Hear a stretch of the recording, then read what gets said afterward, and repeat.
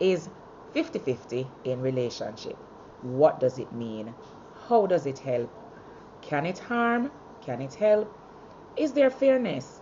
Is there tension? How do we get over it? Let's talk. So, extraordinaires.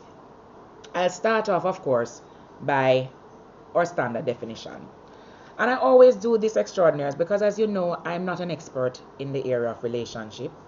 So I always have to bring to you what I find in my research, and just to make sure that I'm covering all the bases and we're having a succinct and substantive discussion. So in my research, I came across a relationship expert who defined 50-50 unions in such a simple and convincing, that was more important to me, such a simple and convincing way that I could not take any other definition. And I'll read it for you now. It said that a 50-50 union is one that is built on balance, equity, and effort, where both parties contribute to the pillar of the healthy relationship. A 50-50 relationship has two categories, one being financial and the other being a non-financial category. Now, of course, extraordinaires, having a 50-50 relationship discussion in and of itself on a non-financial category is not something that is controversial. It is not something that will pivot any change of perspective, nor will it provoke any thought, because that's never where the real cooler conversations are taking place. It's really not where the tabletop discussions and arguments and debates are happening. The real place where the conversations are happening that are of a controversial nature, that my intent to take you beyond the ordinary, is where 50-50 union and relationship derive when finances are in place.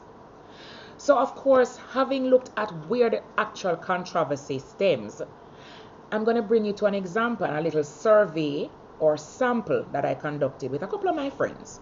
And as always, the intention of this channel is also to bring personal experience, whether it be my own or those from my colleagues and friends that I also have conversations with. So in doing my research, I decided to do a sample of a couple of my close friends that are in solid relationships, either in the form of a marriage or common law union. And what is surprising to me, and I was very pleasantly surprised, because as I mentioned, it pivoted my own thought process as to what 50-50 relationship is. So I took the sample size of 5 of my closest friends, and 3 of the 5 gave me a perspective that I also had, and I was very happy. You can imagine how elated I was. Whoa, my sample size came out to align with my own thoughts and perspective.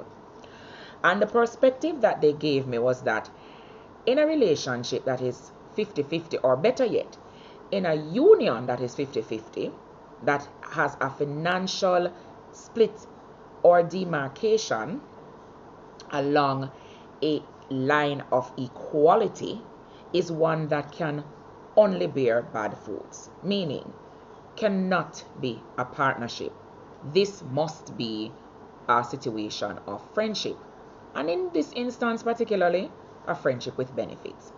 And that, my extraordinaires, was also my own perspective, my own view as to whether or not a relationship, a union built on this 50-50 financial perfect split concept or demarcation was actually one that was substantive and could last the test of time.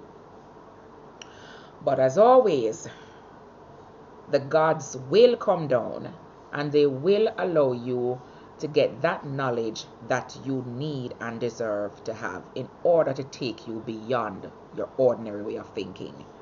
And this came in the form of my 2 other sample size contributors, who said to me, hey, 50-50 no longer means a perfect financial split. 50-50 actually means a balance. It's a scale weighing equity and fairness against effort.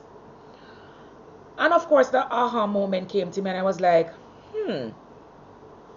let me hear you some more. Expound. And my friend said, there is no longer a need for relationships and unions to be looked at, even in the instance of a financial contribution, to see it, value, and appreciate it where there's a dead delimiter that is indicating that your bills, your investment, your expenses should be split along this line of equal distribution. And the conversation went on, and I said, okay, let me hear you some more. And my friend said to me, there are instances where all 50-50 means is a balance, just contributing equitably, just contributing with fairness, contributing in such a way that you understand and appreciate that sometimes it's just not about the number, it's just not about the figure. Sometimes it's just about the other things that you put into the ingredients. And I said to myself, okay, that's kind of making sense. That's kind of going in a direction that I can jump on. And I sat in my silence as always, and I took from the conversation something very profound for me. And I said, okay, my own point of view has shifted. It has changed. Because before, I lived my adult life on this belief that if I'm contributing 50-50 to anything financial, you ain't not a partner. You are a roommate. You are a guest. We are both guests here. And at any point in time, another guest, another friend, another roommate can come in and do what you're doing. And of course, I'm the first one to say that view was very, very myopic. And I had to put on a wider lens when my friend brought a conversation to my mind. Albeit, guys, albeit my extraordinaires, albeit my friends and colleagues, I want you to understand that while my perspective has shifted, it doesn't mean that I have completely eradicated the thought of the traditional 50-50 union out of my mind, because the reality of life is, if somebody comes into your space and they are not willing to consider the circumstance of that particular union, whether one person is earning more than the other, and they are still gung-ho on a 50-50 financial split, then that person has to, in my opinion, be relegated to a friendship. And I'm going to catch on to with benefits because, again, So if you come to the space and you come to the table, all knowing the context and the more, and you are still gung-ho, as I said, on bills 50, expenses 50, this 50, then I will have to put you in a box, and that box will have FWB on it to indicate to the world that you are here for a time. And likewise, you do have the option of doing the same. You can put me in a box as well and say yours an expiration date on your back. That being said, my perspective changed if that scenario is not in play. So if the scenario that is in play is that the 50-50 union exists with the benefit of more, meaning more context, then I'm okay with pivoting my own perspective in understanding that 50-50 is about equity, fairness, and balance, right? And that is what shocked me when I looked at my sample size of 2 friends, and that perspective was when it dropped in my spirit, yeah? And I said, okay, I'm okay with this. I can wrap my mind around this. I can free up myself. I can become flexible, and I can adjust to this way of thinking. And that is what this conversation is intended to do for yourselves. The conversation really is intended for you to have that change of thought if you were somebody who had the similar thinking that I had. approaching this from the vantage point that if you come, there is no more context to consider, and the request is a 50-50 financial split, then you are my friend. The controversy clearly is one that requires that additional conversation. So again, my perspective is I am okay with the default position, the traditional view, if that's the circumstance, but I'm also open to accepting the newness of what is now being understood to be that balance of fairness and equity.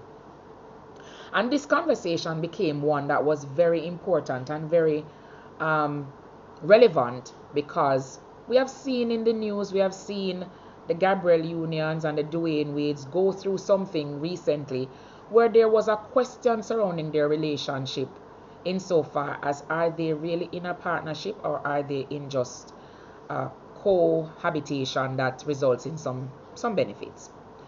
And if I were a friend of either of them, this would have been the perspective that I would have wanted them to have. And I would hope that somebody within their circle would have allowed them, as my friends did for me, to get another view. You know, sometimes we need that. Sometimes we need to stand outside of what we think we know and understand it from another place. So my dear friends, my colleagues, my extraordinaires, if at any point in time this conversation becomes one that is a present item in your relationship, let it be at the beginning. Don't start a relationship with having this part of it clearly distilled and ventilated, because you run the risk of days later, years later, months later, where you are now forced into accepting a relationship that may be contentious, maybe one filled with frustration, one filled with anxiety, because you may just be the party or the spouse that is incapable of doing a financial perfect split. And if that conversation was had at the very beginning of the relationship or the friendship, as it may be, you would have been able to lay your cards squarely on the table and have your other party, your other half, your other spouse understand where you are coming from. So my extraordinaires, another interesting and controversial topic that falls within the series of femininity versus masculinity that I would want to spark some conversations about, some change of narrative or perspective or even your own view. And if this one helps you in doing that, as I said, begono do. Comment, share your thoughts. I'm here to respond and here to get some knowledge as well on just how we navigate this very murky waters in our situations, whether it be a relationship, friendship, or friends with benefit. And in closing, there is nothing greater than understanding the context, because let me tell you, as an attorney at law, context always matters. So thank you guys for joining, and I just wanted to add that this episode was sponsored by Thomas Hamilton and Associates Company Limited. They specialize in generator sales and services, and as always, feel free to visit them on their website, Instagram, or on the web. They have ranges of generators from 500 kVA to 1500 kVA. My extraordinaires, it's the stormy season.